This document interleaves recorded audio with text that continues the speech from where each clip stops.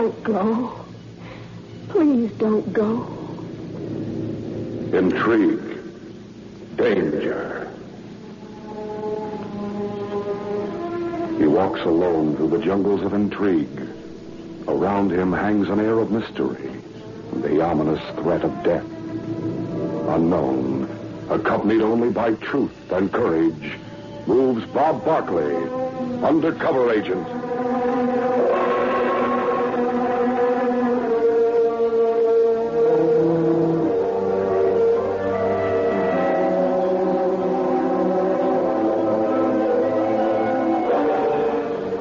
Edward Kimball, head of the government intelligence, sat in his Washington office and listened closely as his distinguished-looking visitor talked. John Drake, president of the Allied News Syndicate, was reaching his climax. And this man was decorated 6 times during the war. He went through it all, in Europe and the Pacific. Well, that helps his rating, but what about his ability for what we want? Kimball, he has everything you want. He's a fine writer, an expert on European and Far Eastern affairs. He knows people in the highest and lowest places. He's unmarried and under 40. He's in prime physical condition. Can this man handle counterintelligence work in the Orient as well as in Europe? Yes, I'm sure he can. Does he realize that though he'll be working for this bureau, he can be given no protection or recognition by us? Yes, he does. He'll be strictly on his own as far as the government is concerned. He'll be working as a correspondent for Allied News, and he'll make all his contacts with us. I might add, he realizes that he may be in constant danger of exposure and death. Those words are synonymous in his case. You know, Mr. Drake, I've met a man who fits the pattern you've just described. He'd be right for this assignment if I had time to locate him. His name is Bob Barkley. Why, that's my man. What? Bob Barkley is waiting in the outer office. Say, that's great. Great. Bob, it's good to see you. How are you? Fine, Ed. Just fine. It's been a long time, fellow. Come in here. I've been trying to locate you. It would have taken a lot of doing. I've been hunting in Africa. Well, no wonder I couldn't find you. Barkley, I told Mr. Kimball you'd accept this job. You'll serve as an undercover agent while you're working for Allied News. Right. You know what'll be expected of you. I do, Ed. Can you leave immediately? I've made reservations for Barkley on the midnight plane for San Francisco. Ed, can I be briefed and cleared by your department by tonight? Consider it done. I'm glad we have you on this assignment, Bob. I half expected Drake would suggest, well, Tyler Forrest. Well, Forrest would have been my recommendation if Barkley hadn't accepted the proposition. As a matter of fact, I'd already discussed the assignment with him. Mr. Drake, I hope you didn't tell Forrest about the counterintelligence angle. No, we never got to that point. As far as Tyler Forrest knows, this is a straight correspondence job that Bob is doing. At that moment, Tyler Forrest, correspondent and news analyst, sat at a side table in a restaurant cafe in Washington. The man with him used the party name of Joseph. Forrest, you're sure Barkley is here in Washington? Positive he's at the Willard. Drake is making a passport and other arrangements for him so he can fly to the coast tonight. The plane I should be taking. Mm-hmm. I see. Forrest, the party banked on your getting the job. You know the international plans that have been made for the Orient in the months to come. We were depending on your news dispatches to put a smoke screen around them. Barkley won't do that. He certainly won't. He'll expose them if he gets an idea of what we're up to. Barkley's too perceptive, too factual. He's too American. Forrest, you're sure you get the assignment from Allied if Barkley weren't available? It was practically promised to me. But Barkley returned from Africa. Yes, I would have had it. Then you get the job now. What are you talking about? Barkley leaves for San Francisco at midnight, and he'll sail from there in 3 days. No, he won't, Forrest. No, he won't. When we're sure he's on the plane, we'll phone San Francisco. Emil will know what to do. Oh, waiter, may we have more coffee, please? Bob Barkley boarded the westbound plane at midnight. A moment later, a tall, smartly dressed, and darkly beautiful girl stepped into the cabin. She stopped and looked at the stewardess, and then at the available seats. She moved to an aisle seat next to Bob Barkley. Is this seat taken? No, it's not. Won't you sit down? Thank you. The girl said nothing during the next few minutes. Barkley, although aware of her warming nearness, removed an address book from his briefcase and began to thumb through it. Will you all kindly fasten your seatbelts, please? Oh, yes, of course. Is your belt fastened, Mr. Barker? Yes, I always get it twisted. Say, how did you know my name? Well, aren't you the modest one? I've seen your picture above your news stories, of course, and in magazines. I recognized you the moment I saw you. Aren't you pleased? I'm flattered. Really, I am. May I ask your name? My name? It's Myra. Myra Thaxton.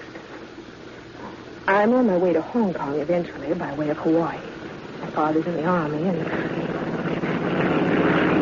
I'm taking off. Do you mind if I close my eyes for a while? I always relax for the first hour or so of a flight. During the flight to the West Coast, Bob Barkley did his best to become better acquainted with a girl named Myra, but found her somewhat evasive. She seemed friendly and cordial, but turned aside all further questions about her background or plans for the future. After several hours, Bob Barkley dozed. Will you all kindly fasten your seatbelts? We'll be in San Francisco in 10 minutes. Mr. Barkley, the lady speaking to you. Did you know you've been dozing for more than an hour? Why, I did fall asleep, didn't I? You certainly did. Talked a while and read a while, and then slept. I read. Oh, you mean my address book. I was just checking to be sure I had the information I'll need in the Orient. That book... Will you please hold my purse while I rearrange myself? Of course. But you're one girl who doesn't need rearranging. Thank you. I'll see you again, won't I? I'm sailing for Hawaii, too. Friday on the President. Really? Well, that's the boat I'm sailing on. Of course we'll be seeing each other. All right in the world.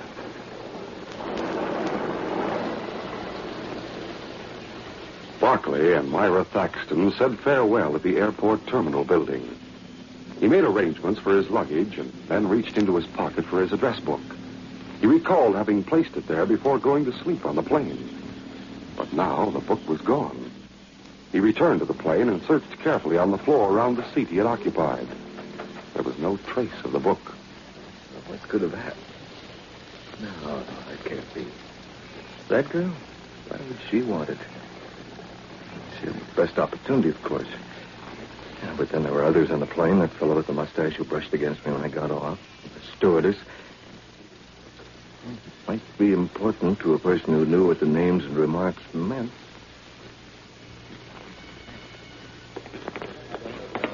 Minutes later, Barkley, carrying his briefcase, hurried through the airport waiting room. Myra Thaxton was nowhere to be seen. As Barkley strode to the taxi stand, a man of nondescript appearance stepped from behind a pillar. He snatched a pistol from his pocket and ran after the reporter. Taxi, sir? Barkley walked toward the open cab door. Then the taxi driver saw the man running toward Barkley. Watch out! That man behind you, he's got a gun. Watch out! Barkley dropped to the ground flat a second before the man fired. Police! This way! Police! A policeman ran through the panic-stricken crowd, waving his revolver. The bullets had struck above Barkley's head. Now the gunman turned to face the policeman, but the policeman shot first. Gee, mister, you're lucky. The guy's dead. The cops got him. Too bad he's dead. He might have answered questions. Bob Barkley phoned the story to his office, visited station houses, the district attorney's office, and the local newspaper office. Then he went to his hotel. He'd been there about 15 minutes when there was a knock on the door. Who's there? Mr. Barker, please. Yes? What is it? Mr. Barker, I am Art Sheen. I may help you with your bags? No, thank you. I sent most of them to the ship. There's only this two-suiter, and I've taken care of it. Begging pardon. I at times stutter. Sorry. So sorry I cannot help you. I would like to assist so great a man. Thanks for the morale, Hypo. There's nothing to be done, really. Thank you just the same. You are very welcome, Mr. Barkley. Good day, sir. Good day. This is something new. Everyone seems to know me. The Chinese left the hotel and went to an apartment in the Parkside section. He made his report to two persons, a man addressed as Emil and a voluptuous redhead named Rita Dupre. Rita closed her eyes as the Chinese concluded his report. So I did not attempt further conversation with Barkley. If his luggage has been sent to the board, we cannot expect to place an infernal machine in it now. I never did like the idea of a bomb. It's such a noisy way to get rid of a person. And so messy. Ching, you are an expert with a knife. How good are you at following a man? Very good. I can be as quiet as the fog, and as obscure as the night within the fog. Then you will follow Barkley tonight. You must use discretion. Try to dispose of him away from the hotel. And above all, do not get caught. Barkley visited the police once more and then dined alone on Fisherman's Wharf. It was nearly midnight when he left the restaurant. As he walked, the fog rolled in from the bay and poured around him like some creeping shroud. Slowly, he made his way along a street that had become a cloud with a floor to it. Then he heard other steps nearby. A voice called from the nothingness a few feet away. Barkley. Bob Barkley. Who are you? Who's calling me? A figure guided by the radar of Barkley's voice was upon him. You are here. What is this? Barkley could feel his assailant's arm raise high, and instinctively he grabbed it. I kill you. Barkley's vice-like grip seized the assailant's wrist and bent him backwards. The man's face was still unseen in the mist. He tried to pull away, but now his other arm was pinioned, and the pain in his knife hand was unbearable. You're breaking my arm. You get me. Barkley gave the man's arm a sudden wrench. The knife fell to the pavement. My wrist. You will break it. Yes, I'll hear that. Barkley pulled both arms away from the man and then sent a fist crashing through the mist into the attacker's face. Now, come on, whoever you are. Barkley groped in the fog. This time his gun was ready. But there was no one there. The man had fled. I knew that voice. He stopped short as his foot came in contact with a knife on the sidewalk. He bent over in the vapor and picked up the weapon.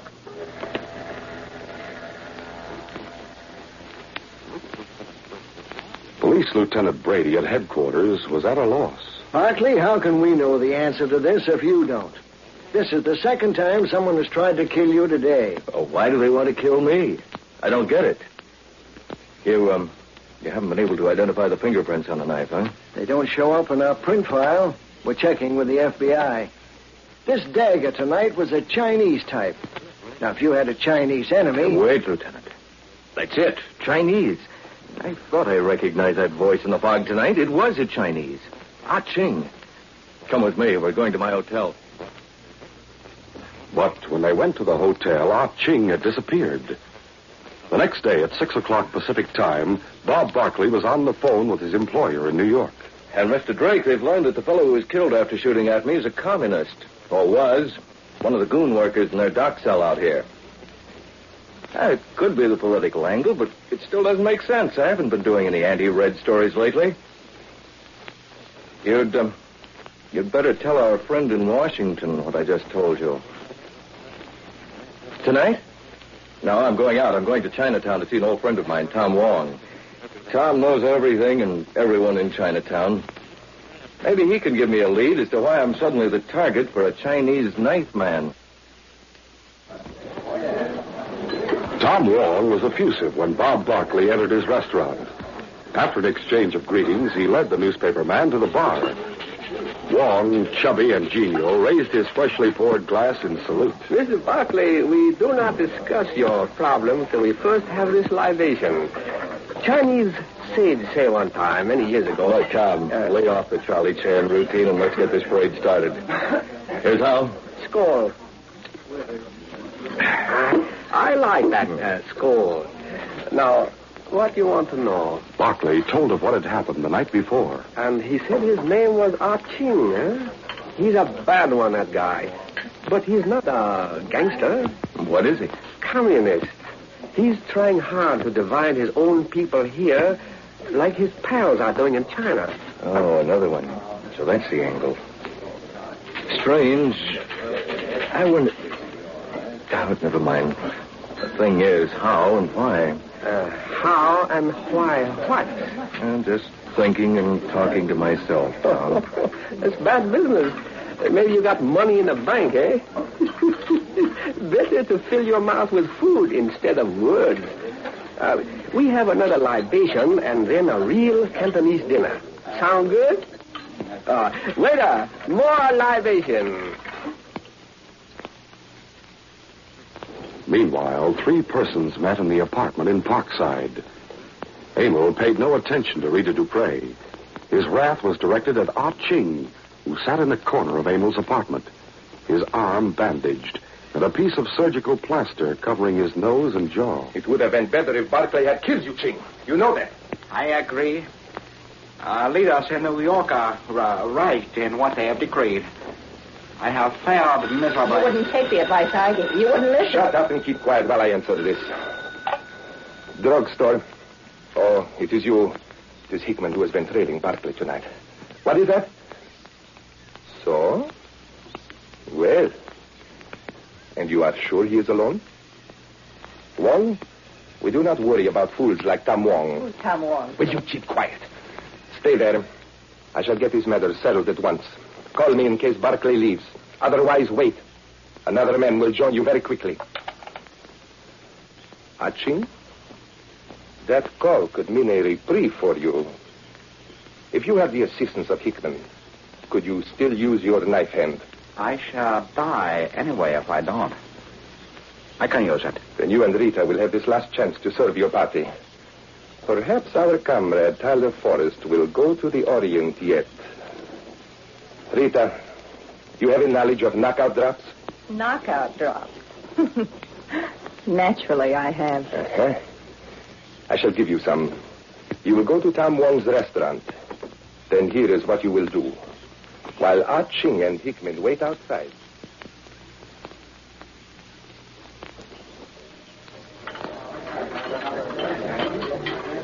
It was 2 hours later when Bob Barclay finished dinner. Tom Wong, smiling, wobbled over to the table. You never had Cantonese food like that before, Mr. Barclay. Feel like a libation now? Tom, I couldn't eat or drink another thing. Oh, don't say that, Mr. Barclay. And don't say you have not had your eye on that beautiful girl sitting in the booth across from you. Well, as a matter of fact, Tom, I haven't been noticing her. She's nice. Feel like that type. Oh, you like that type. She wants to buy champagne. She asks if you and I join her and have a little drink of vintage stuff. It's big profit, so I say yes. But to be sure you accept, she sends this little note along to you. Read it, Mr. Barclay. Then you say yes. You're kidding, Tom. You think so? See the way she looks expectantly at you. Then look at this note. I am kidding? Barclay read the note of invitation. He smiled, but there was a cold light in his eyes. Frida Barra over there says she recognizes me, but she's read my stories and my book. You're going to join her like she wants? This entrance play of hers has all the earmarks of a come-on. I have a hunch. I don't know if it's right, but I'm going to find out. Happy landing. I'm serious, Tom. And this is serious, what I'm about to ask you. Go ahead. I'm serious. She hasn't asked me out of the place yet. If she does, and if I give you a signal as I leave with her, can you spare 1 or 2 of your men to see if anyone's following me? Oh, I can do that, Mr. Barclay. Have some very good men in the kitchen. I keep my eyes open for signals and have boys ready. So you go on. When Bob Barkley joined Rita Dupre, she swamped him with ardor that was supposed to have been born from reading his dispatches and his book. I saw you sitting over there, even handsomer than your pictures. You have such expressive eyes. More champagne? Well, I'm not a great one for the bubbly, Miss Dupre. I've had enough, thank you. Oh, but one more. One more will matter to you. And in the days to come, it will mean so much to me in memories of this meeting. If those are the things I should be saying, I think. We'd go ahead, pull it. As soon as I've adjusted this handbag of mine, it's such a nuisance. There. Perhaps it'll stay closed now. Permit me to pour for you, please. All right. Nice. There you are. There is... Oh, how clumsy. My purse on the floor. And everything in it on the floor. Oh, I'm so ashamed. Would you mind? Oh, not at all. Exercise will do me good. As Barkley bent over, from the side of his eye, he saw Rita Dupre place her cupped hand over his glass. And while he recovered the contents of her purse, he signaled Tom Wong. Tom hurried to the kitchen. Yeah, here we are. I think everything's here. You better make sure. I shall. Let me see now. As the girl went through the actions of checking the contents of her purse, Barkley dumped his drink into a potted plant behind his chair. When Rita looked up, the glass was coming from his mouth, and he was smacking his lips. I may be wrong, but I think that was better than the first. You downed it so quickly. You should have... What's the matter? No, I'm very sorry. I feel as if I'm dizzy. Pardon me? Wait, don't go. Let me help you out in the air. I don't want to. Oh, I'm sick. Waiter, let me have the check, please. Mr. Barkley has arranged for that, miss. Something wrong? You are leaving? He's not too well. Oh. I'll take him outside for a while and walk him around. Barkley put a hand up to his face and winked at Wong. I'm sick. I gotta go now. Don't bother, waiter. I'll be able to handle him myself. Come along. Steady. As the girl helped Bob Barkley to the street, Tom Wong signaled through the glass panel of the kitchen door. 3 young and well-muscled Chinese came to him. Yes, sir. Get after that girl who's holding on to Mr. Barkley. Follow them without being seen. Make sure nothing happens to him. Yes, sir. Mr. Barkley is a very wise man. But that girl... To spoil good champagne with Mickey Finn. Rita Dupre led the staggering Barkley away from Wong's into a dark spot in the rear of a nearby parking lot. There, Ah Ching and Hickman stepped out of the shadows and grabbed him. Rita pushed Bob into their arms. Take care of him now, and don't fail. She turned and ran to a car parked in the street nearby. Come with me, Mr. Smartman. Sounds like a lie. That's where you're wrong, big boy. He's faking. Lay off. Grab him. Here, get your gun out. We're being took. The 3 Chinese were on Ah Ching and Hickman before the pair could reach their weapons. I got this one. We've got this fellow. It's our Ching. Master, you're breaking my arm. You got the boys? Yes, sir. Here, take them back to Tom's and call the police, will you? Tell them I'll press charges and to expect a phone call from me soon. I'm going after that girl. She's trying to get that car started out there. Rita Dupre, in her anxiety, had stalled the motor of her car, trying to get away from the scene. She got it started and took off just a few seconds before Barkley ran from the lot into the street. Taxi. Hold it. Taxi. You see that car turning the corner? Follow it and don't let it out of your sight. There's 10 in it for you if you don't let it get away. It won't get away, mister. Not for a sawbuck.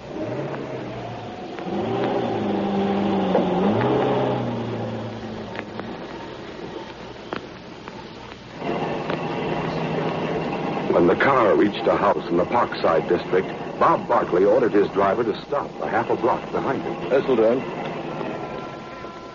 Here's your money. Thanks, mister. Thanks a lot.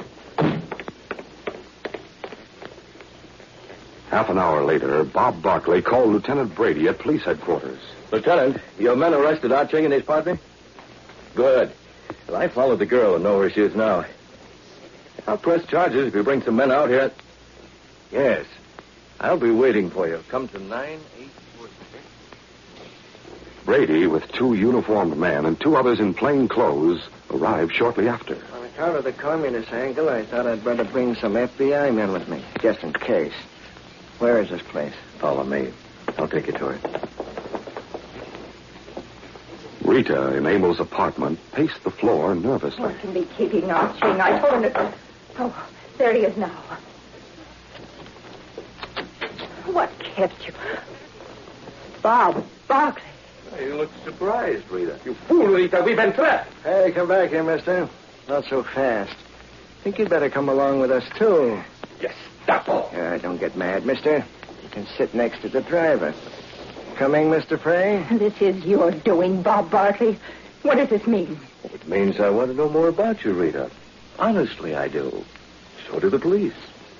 Let's not keep them waiting, huh?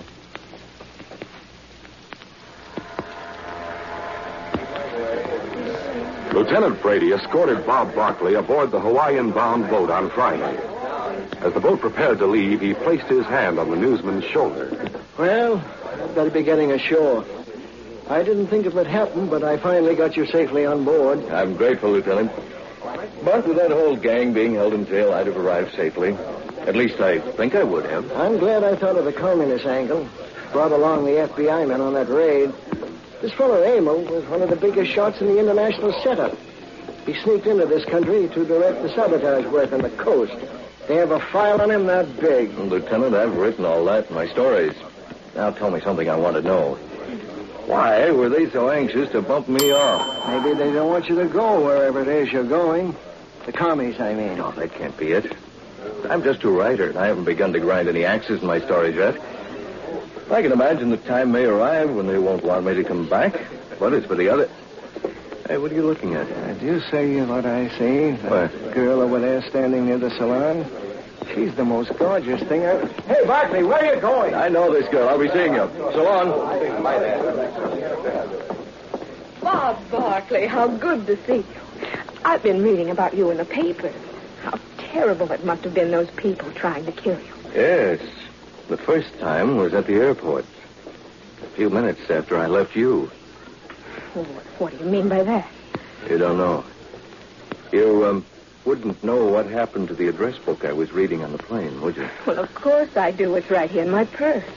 How did you ever happen to put it into the pocket of my coat? Huh? I was so surprised when I came across it yesterday. Well, I knew it had to be yours. So I've been waiting until you came aboard. I thought you might want to use it before we sail. Here you are. Well, thank you. You know, I'd forgotten you were sailing, too. You've forgotten. Oh, but then you were going through so much. How could you remember a little thing like that? We're going to be shipmates now. Won't that be nice?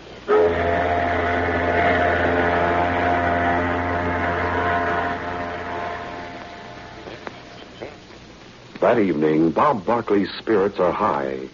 He is to meet Myra for dinner. He opens his stateroom door and takes one step. A shot. A bullet streaks past his head and smashes a lamp behind his back. He ducks back. Then cautiously looks out. On deck, there is no one in sight. Looks as though someone doesn't want me on board this ship. You're right, Bob Barkley. Certain persons don't want you to reach the Orient. They're afraid your news dispatches will expose their greatest plot against freedom-loving people. They want Tyler Forrest to take your place. Who is dogging your footsteps? Who is trying to kill you? I know. Do you? Be sure to hear our next exciting adventure. This is a copyrighted feature originating in Detroit. Created by George W. Trendle, produced by Trendle Campbell Enterprises, directed by Charles D. Livingston, and edited by Fran Stryker. The part of Bob Barkley is played by Jack McCarthy. Your announcer is Jay Michael. This program is brought to you each Wednesday at this same time. Be sure to listen. This is ABC, the American Broadcasting Company.